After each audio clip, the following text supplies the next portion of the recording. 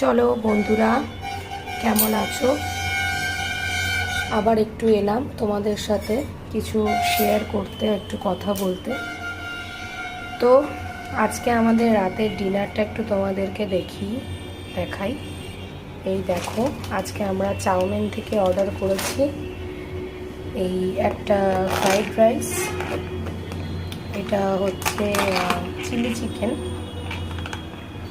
আর এটা হচ্ছে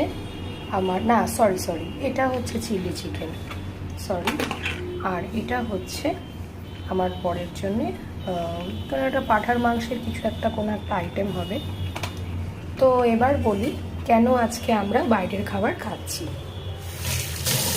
অ্যাকচুয়ালি আমরা বাইরের খাবার বেসিক্যালি আমি বা আমার বর খুব একটা কেউই খাই না। আমাদের যখন ইচ্ছে হয় আমরা মাসে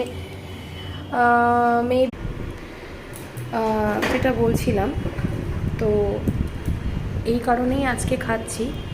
কারণ কি, আজকে আমি সেইভাবে রান্না করাইনি, আর আজ অনেক দিন পর মানে আমার ইচ্ছে হলো যে একটু বাইরের খাবার খাই। অনেক দিন খাওয়া দাওয়া হয় না। তো আপনারা বলুন, আপনারা বাইরের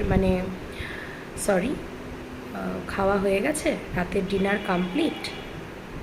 অবভিয়াসলি এখন ডিনার টাইম 9:30 10টায়, অনেকে তো রাত্রি 8টা 9টা থেকেই শুরু করে।